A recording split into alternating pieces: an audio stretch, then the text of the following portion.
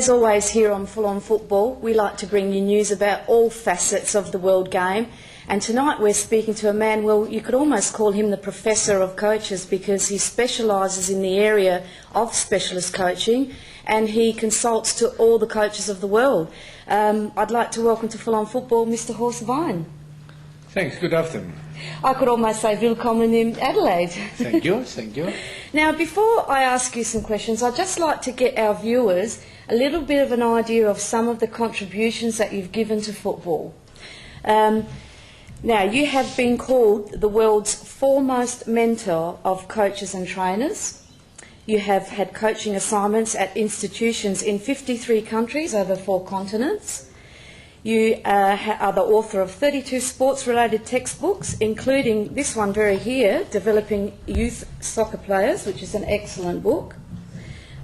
You have been an Olympic silver medal winning coach. Now, in the 70s, this is very interesting, you were the first coach from the Western world to be invited to train top athletes in the former Soviet Union.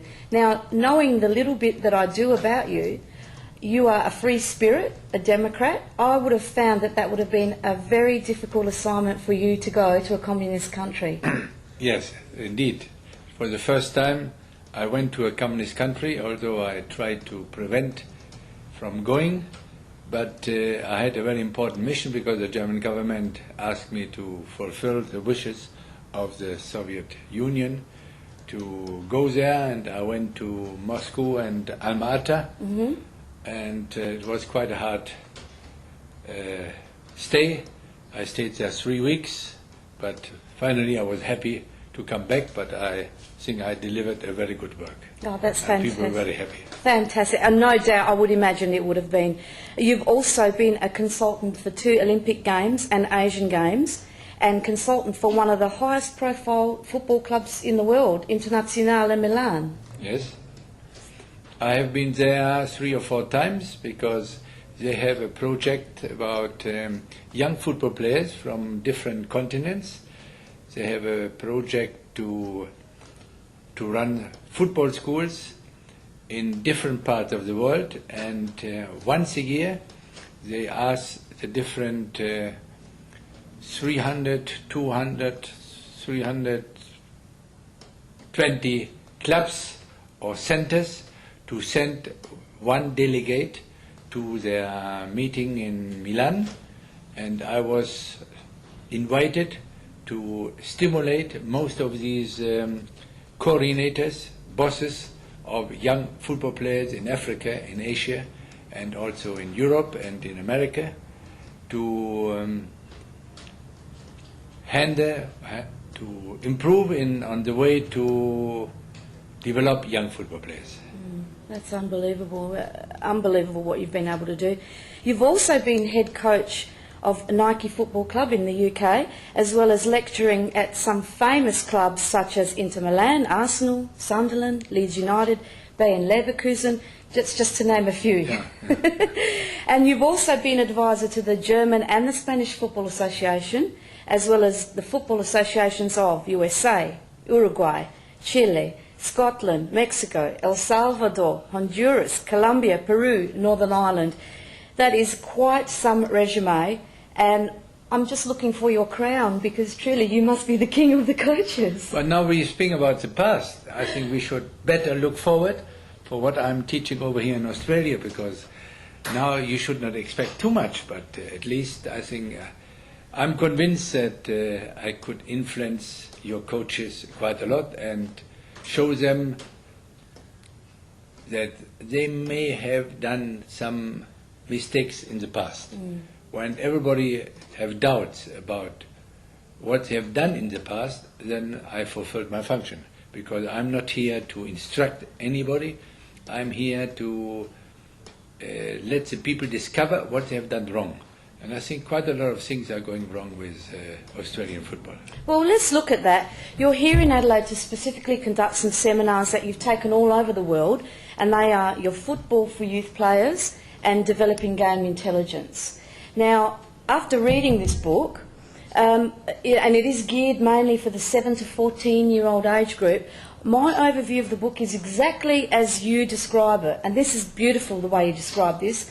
Our training programs and competitions fit for this age group should be like a pair of shoes. Exactly. They should fit perfectly, so that is be age appropriate, and feel comfortable, so not be intimidating or set the player up for failure. Have I got it right? Yes, perfectly. You're a good pupil. Good. Well, what a great teacher.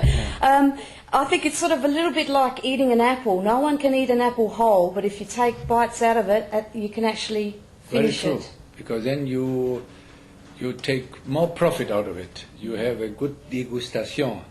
And I think when we eat something, we should enjoy eating. And when we should play the game of football, we should be involved in the game of football and should not be spectators and fooling around.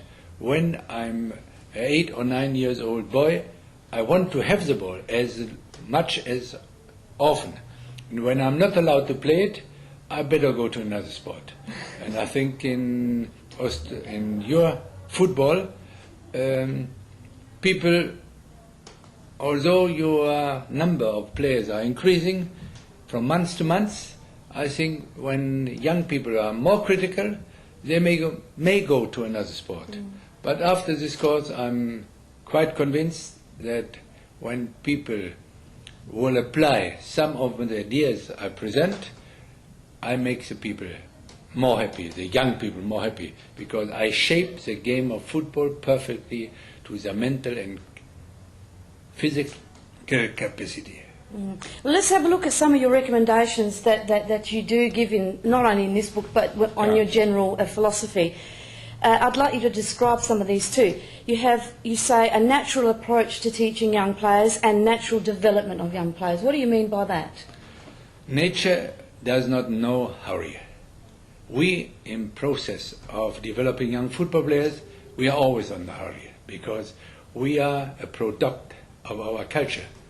And everybody now has no time and has to do the things as quickly as possible. And the parents, they want to have a son or a daughter which tomorrow are already professional football player. But that's not possible. Any tree in nature needs certain seasons to become matured. And also a football player needs at least 10 years to mature to become a professional. And nobody in the world can rush this process. And we should not go against nature. We should obey the laws of nature. That means go step by step, because going step by step, you may reach very, very far. Another thing you also mention is you should be teaching coaching methods that provide optimal improvement and enjoyment, and encourage coaches to make training more enjoyable, more attractive and more effective. What do you mean by that? Yes, the first thing is the kids want to enjoy. They play the game of football because they want to be main actor. They enjoy the game, and that is not sufficient for us as coaches, because at the same time when kids are enjoying the game, they should also learn something. The more they learn in one session, the better. So what we should do, apply the most important rules for effective learning during our football session.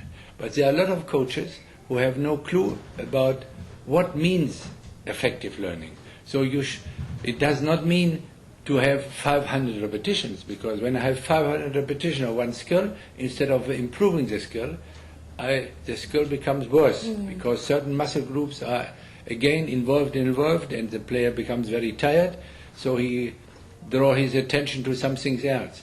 But when you do 6 or 7 repetitions, then you have time to adjust to the demand of the coach, to the problem, and once you adjust it, you become creative and try out and experience some new things.